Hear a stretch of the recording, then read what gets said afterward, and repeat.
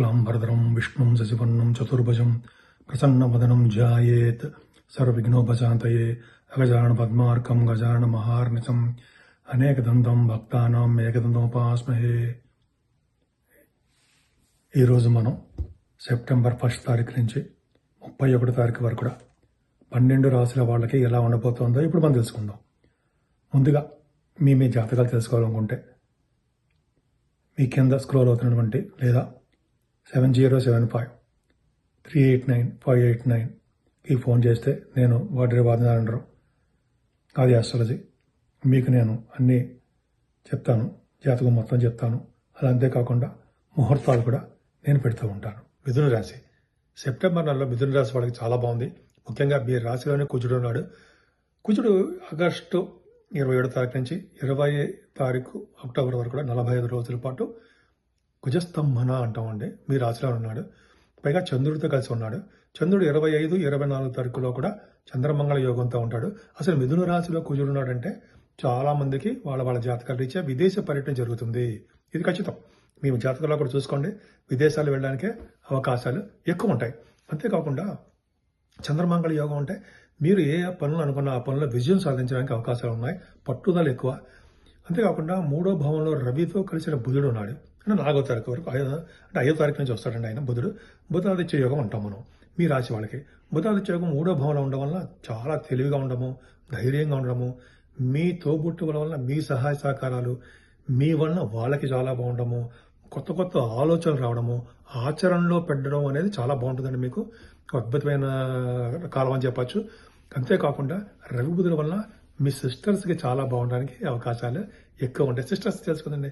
అంతేకాకుండా ధైర్యం ఎక్కువ, మీ తోబుట్టు వల్ల చూస్తుంటారు. అలాగే 4th భావంలో మీకు అద్భుతమైన యోగం ఉందండి. రవి బుధుడు అంటే మీ రాశ్యాధిపతి ఉచ్చ స్థితిలో ఉన్నాడు. రవితో కలిసి ఉన్నాడు. 24వ తారీఖు నుంచి ఉంటాడు, సెప్టెంబర్ 24. అలాగే 17వ తారీఖు నుంచి రవి ఉంటాడు. కేతు కూడా ఉన్నాడు. అంటే ఇక్కడ ఏమవుతుంది, రవి బుధుడు బుధాదిత్య యోగం ఉంటుందండి. ఫైనాన్స్ అండ్ అకౌంట్స్ డిపార్ట్మెంట్లో ఉన్న వాళ్ళకి, అంటే సిఏ వాళ్ళకి, చార్టర్డ్ అకౌంటెంట్స్, కాస్ట్ అకౌంటెంట్స్ వాళ్ళకి చాలా బాగుంటుంది. అలాగే ఆడిటర్స్కి, మ్యాథమెటిషియన్స్కి చాలా బాగుంటుంది. రవి బుధుడు చాలా తెలివిగా ఉంటారండి మీరు. ముఖ్యంగా ఆస్ట్రాలజర్స్ అంటే జాతక బ్రహ్మలు ఉన్నారు కదా మిథున రాశిలో వాళ్ళకి నెల చాలా మంచి అవకాశాలు చాలా బాగున్నాయి. ఈ రవి బుధుల కాంబినేషన్ వల్లనే విద్యలో బాగా రాణిస్తారు. మీ తల్లిదండ్రులకు చాలా బాగుంటుంది. కేతు కూడా ఉన్నాడు కాబట్టి ఈ రవితో కలిసిన కేతు ఇస్తాడు. కేతువే రవి ఫలితాలు కూడా ఇస్తుంటాడు.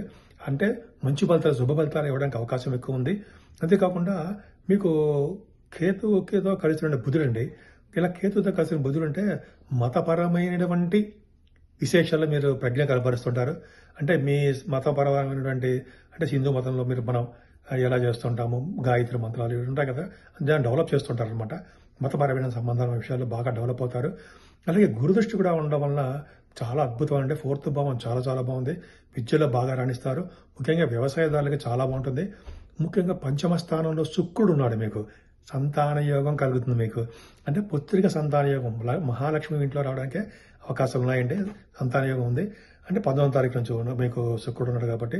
అంతేకాకుండా 5వ భావంలో శుక్రుడు అంటే సినిమా రంగంలో ఉన్న వాళ్ళకి, టెలివిజన్ రంగంలో ఉన్న వాళ్ళకి మంచి కాలం అంటే వాళ్ళకి మంచి ప్రతిభ కనపరుస్తుంటారు. వాళ్ళకి చాలా బాగుంటుంది. అంతేకాకుండా సంగీతము, సాహిత్యము, నృత్య కళాకారులకి మంచి అవకాశాలని చెప్పచ్చు. అద్భుతమైన కాలం అండి. అంతేకాకుండా 7వ స్థానాన్ని కుజుడు చూస్తున్నాడు మీ రాశ్యాధిపతి.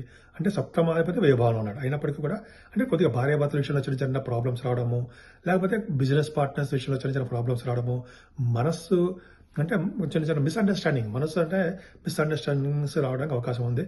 ఏదైనా భాగ్యస్థానంలో శని ఉన్నాడు. భాగ్యంలో శని మంచి చేస్తాడు ఉంటాయి. రిట్రగేషన్లో ఉన్నాడు. భాగ్యాధిపతి భాగ్యంలో ఉండడం వల్ల శని కారకత్వాలు ఉన్నటువంటి బిజినెస్లు బాగా డెవలప్ అవుతాయండి.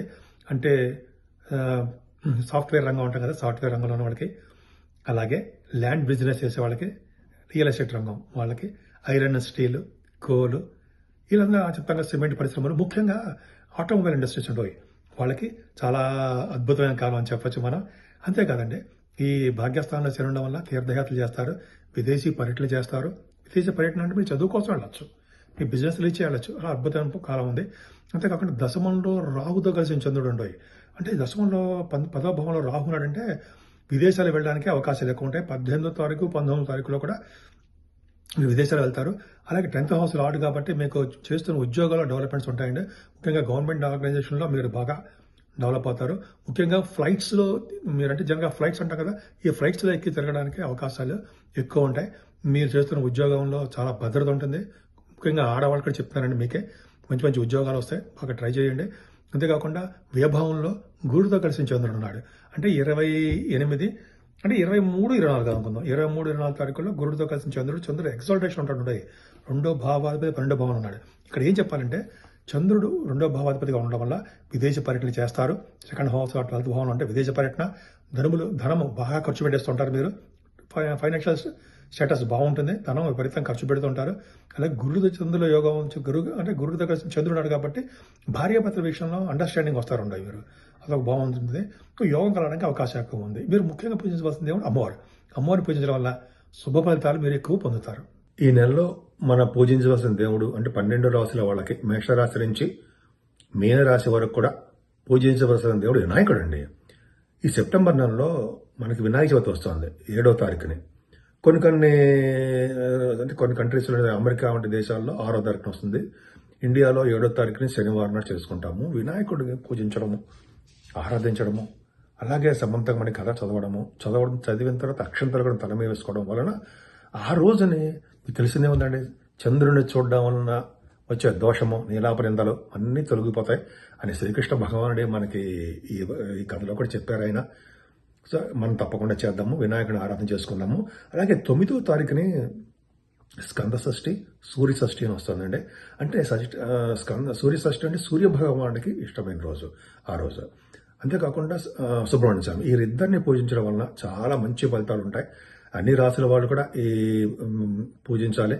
ముఖ్యంగా సూర్య భగవాన్ ఆరాధన చాలా చాలా మంచిదండి. అది అద్భుతమైన ఫలితాలు మనకి తప్పకుండా ఉంటాయన్నమాట. సూర్య భగవాన్ని ఆరాధించడము, ఆ రోజు మనకి సూర్య భగవానుడికి ఆదిత్య హృదయం చేయడం వల్ల కూడా చాలా మంచి ఫలితాలు ఉంటాయి. ఆదిత్య హృదయం సూర్య భగవానుడు నమస్కార ప్రియుడు కదండి. ఆయన నమస్కారం చేయడం వల్ల మంచి ఫలితాలు ఉంటాయి. అంతేకాకుండా చక్కటి ఆరోగ్యాన్ని, ఐశ్వర్యాన్ని ప్రసాదించేవాడు సూర్య భగవానుడు మాత్రమే అంటే సూర్య భగవానుడు ఇస్తాడండి. అంతేకాకుండా సుబ్రహ్మణ్య స్వామి ఆరాధన చేయడం వల్ల ఈ రోజు కూడా అంటే సుబ్రహ్మణ్య స్వామిని అలాగే సేమ్ సూర్య భగవాన్ ఆరాధన చేయడం వల్ల చాలా మంచిది. ముఖ్యంగా సుబ్రహ్మణ్య స్వామి ఆరాధన ఏంటంటే ఆయనని ఆరాధించడం వల్ల అంటే కళ్యాణం చేయించడం కానీ, లేకపోతే సుబ్రహ్మణ్య స్వామికి పూజలు చేయించడం కానీ, పుట్టలో పాలు పోయడం కానీ ఇవన్నీ ఉంటాయి కదా. అలా చేయడం వల్ల పెళ్లి కాని వాళ్ళకి పెళ్లి అవ్వడము, సంతాన భాగ్యం కలగడము, భార్యాభర్తల యొక్క అనురాగం పెరగడం మీకు తెలియదే ఉందండి. సుబ్రహ్మణ్య స్వామి ఆరాధన చేస్తే ఎంతో అద్భుతమైన ఫలితాలు ఉంటాయని ఒకే రోజు రావడం సూర్య భగవానుడిది, అలాగే మన సుబ్రహ్మణ్య స్వామి షష్ఠి రావడం చాలా అద్భుతం అండి. ఈ రోజు వీలుంటే ఉపవాసం ఉండండి. ఉపవాసం అంటే పొద్దున టిఫిన్ చేయొచ్చు, భోజనం చేయొచ్చు, రాత్రికి మాత్రం భోజనం చేయకుండా పిండి పులిహారం ఏదో చేసి తింటే చాలా మంచి ఫలితాలు వస్తాయి. వినాయకుడి ఆరాధన చాలా అద్భుతమైన ఫలితాలు ఉంటాయి. సూర్య షష్ఠి, స్కంద షష్ఠి అద్భుతమైన ఫలితాలు. అలాగే ఈ నెల 18వ తారీఖున అండి మహాలయ పక్షాలు వస్తున్నాయి. మహాలయ పక్షాలు చాలా పవర్ఫుల్ కదా. అంటే పితృదేవతల్ని మనకి చాలా సంతృప్తి పరిచే రోజు అనమాట. మనం అంటే అందరూ కాదండి, తల్లిదండ్రులు లేని వాళ్ళు చేస్తారు ఇదంతా కూడా. పిండ ప్రదానం చేయడము, అలాగే దానాలు చేయడము. ఈ రోజు అంటే 15 రోజులు ఉంటుంది ఈ మహాలయ పక్షాలని. అలా చేయడం వల్ల ఏమవుతుందంటే పితృదేవత సంతోషిస్తారు. ఈ సంతోషించడం వల్ల ఏమవుతుందంటే మనకి వంశం వృద్ధి అవుతుందండి. గోత్రం వృద్ధి అవ్వడము, వంశ వృద్ధి అవ్వడం ఉంటాం కదా, ఈ వృద్ధి అవుతుంటుంది. దానాలు, పండితులకి దానాలు ఇవ్వడము, బట్టలు సమర్పించడం వల్ల అద్భుతమైన ఫలితాలు ఉంటాయండి. అందుకని చూడండి, ఈ నెల మొత్తం కూడా మన పెద్దల్ని ఆరాధించాలని చెప్పి నెల మొత్తం కూడా పెట్టారు. అందుకని పెళ్లిళ్ళు అవి చెయ్యం కదా, కార్యక్రమాలు శుభకార్యాలు చెయ్యం ఈ నెల మొత్తం కూడా. కాబట్టి మనం ఈ మహాలయ పక్షాల్లో పితృదేవతలను పూజించి తర్పణాలు, దానాలు, పిండ ప్రదానాలు ఉంటాయి కదా, తల్లిదండ్రులు లేని వాళ్ళు నేను చెప్పేది ఎవరో ఒకరు ఉన్న వాళ్ళకి చేస్తే మంచిది. మరీ ముఖ్యంగా అంటే వినాయకుడిని, సుబ్రహ్మణ్య స్వామిని, సూర్య భగవాన్ని ఆరాధన చేయడం వల్ల ఈ 12 రాశి వాళ్ళకి ఎవరైనా చేయొచ్చండి. చేయడం వల్ల అద్భుతం ఫలితాలు, మంచి ఫలితాలు, శుభ ఫలితాలు వస్తాయి. చక్కటి ఆరోగ్యవంతంగాను, ఐశ్వర్యవంతంగాను, ఎటువంటి కోర్టు కేసులు కానీ ఎటువంటి ప్రాబ్లమ్స్ లేకుండా మనశ్శాంతిగా ఆనందోత్సవాలతో ఆనందంగా ఉండేట్టుగా మీరు ఉండాలని ఆ సూర్య భగవాన్ని నేను మనస్ఫూర్తిగా కోరుకుంటున్నాను.